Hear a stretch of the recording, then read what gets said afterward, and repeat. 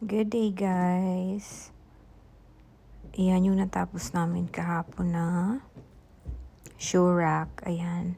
Punta naman tayo sa office room ko. Ayan, gagawin ko today ang divider or yung bookshelves.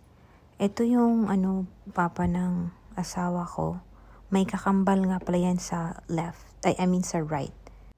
Tapos yung nasa gitna at sa left is another nakapatid.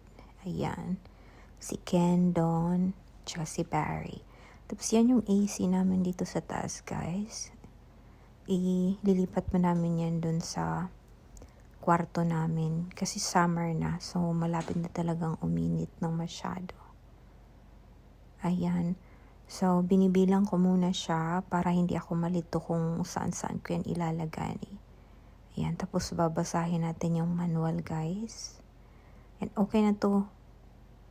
Ayan. So, ganito itsura niya, guys. May mga instructions yan, ganyan. So, ganito dapat ang itsura pag mag-a-assemble ka na. Ayan. Tapos, ito na mga gamit natin, guys. Yan lang naman, ito. Kasi ito, nare-remove naman ito. Marami naman akong mga dito. Ayan. Tapos, ito yung mga screws. At kung ano-ano pa yan. Ayan. So, try natin siya, ha. Ito guys, okay na ito kahit mag-isa lang ako. Basta lang dahan-dahan lang ang paggawa nito. Yan. Hindi na ako nagpatulong sa asawa ko. Hindi siya mabigat in fairness. Itong bookshelves. Magaan lang siya. Mahirap nga lang sa akin yung patayo at paupo kasi yung tiyan ko sumasakit pa.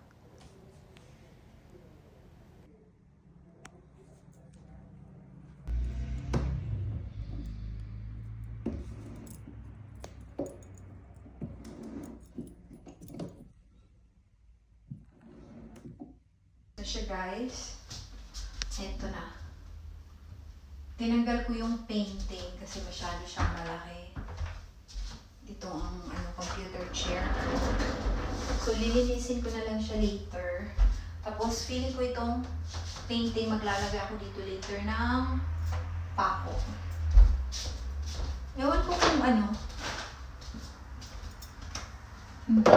meron kasi akong, ewan ko kung tatanggalin ko yung pako or lalagyan ko na naman siya ng painting.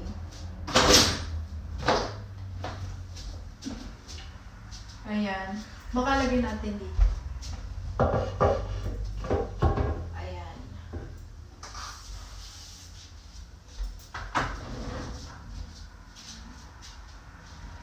Tapos dito ko na ilalagay later yung mga gamit ko. Pakita ko later sa inyo guys.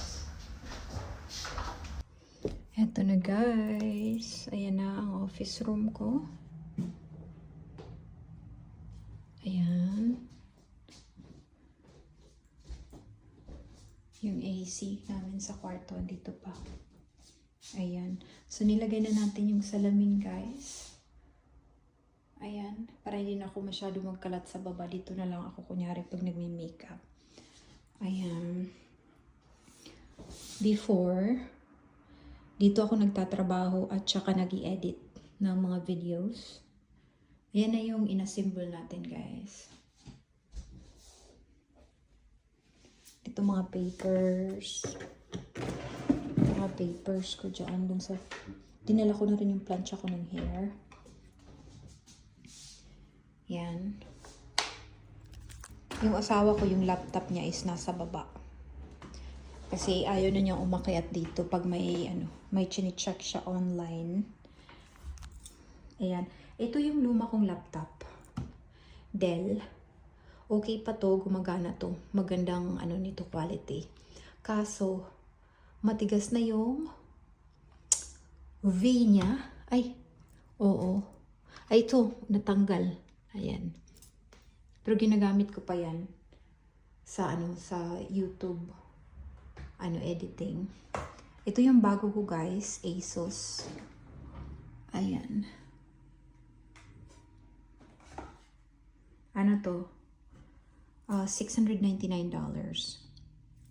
Binili ko to ng December kasi nag-apply ako ng work online as call center agent pa din naman. Kasi yun talaga yung work ko. Mga 13 years na ako sa Davao as call center agent. So, binili ko to kasi nag-apply na ako ng work. Kaso, yung in-applyan ko na job in person is tumawag sila ng una sa akin. So, napag-isip-isipan ko na na baka panahon na magtrabaho naman ako sa labas. Kasi always na lang ako home base, guys. Always na lang. Pakita ko sa inyo. Ayan. Ito pala Coco. Aloe vera. Totoo yan. Dry na dry.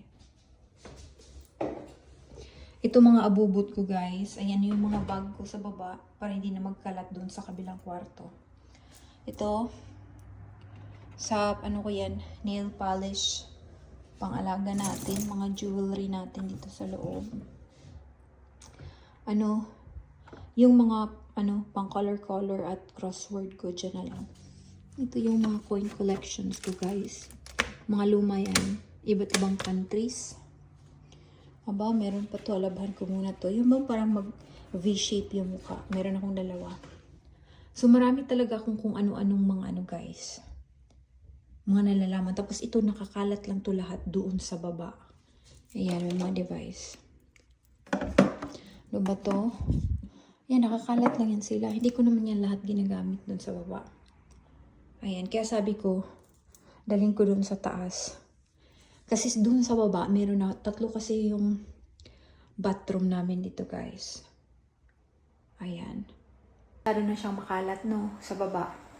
So, sabi ko, bili na lang tayo ng bookshelves. Yan kasi ang tawag nila sa atin sa Pilipinas, divider, diba? Or division. Kaya nilagay ko na yung iba. Pero madami pa rin ako sa baba. Meron kaming bathroom dun sa baba. Yung salamin niya is siya yung cabinet ba. Marami pa rin mga cream, mga pang-acne, yung mga clinic, mga ganyan. So yun, pag inaano kasi nililinis ko mukha ko before ako matulog. So, yung mga cream, yung mga eye cream, nandun lahat.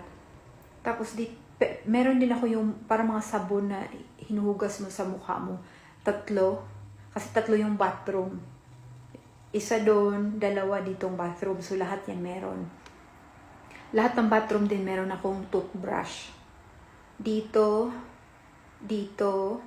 sa malaki. Sa baba, 2 yung toothbrush ko. Yung, ewan ko anong tawag dyan, manual.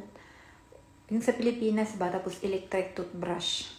Kasi yung manual pandila yun. At saka pang gums ko. So, marami talagang nakakalat. Buti na lang, Tapos meron kami doon sa coffee table, doon sa living room. Kasi pag nanonood ka ng TV, maglalagay-lagay ka sa mga mukha, mga Kaya ang dami ko talagang mga guys, mga anik-anik dito na nakakalat. Buti yung asawa ko, hindi siya nagre-reklamo. Pinapabayaan lang niya ako. So, ngayong year na to, hindi kasi kami nilipat. Sabi ko, maglinis-linis na lang ako. Kumbaga, ilagay ko sila sa isang lugar. Kasi kung ito, wala to ito ngayon, marami talaga itong nakakalat doon sa baba. Yung kumbaga, nasa gilid, pero marami sila. Tapos sa unahan na naman sa may kitchen, doon sa gilid ng kitchen, meron na namang maliit na coffee table. Andun na naman yung mga gamit ko. So, napag-isip-isipan ko na na siya. Ganyan na talaga siya, guys. Ayan. Yun nga lang, pag kunyari, meron din ako makeup kit doon sa baba sa bag ko. May isa kong bag doon na nakabitin. Yun, ginagamit ko pang work. Tapos dito, may makeup din. So, pero mas marami na akong nalagay dito na na mga kung ano-ano. Tsaka yung pang cutics ko ba, pang manicure, pedicure. So, feeling ko, paglalabas ako, dito na lang siguro ako magtatambay kasi meron na naman akong nakadikit na salamin. Ayan na, guys. Ayan, mag-edit na tayo ngayon. Tsaka muna ako mag-silent live. Tapos tatanggalin ko yung mga ko. Mga eyelashes ko. Time na niyang palitan, ayan. Tinanggal ko na yung iba, palitan ko na siya later. Ayan, bye muna guys. Dami kong pimples.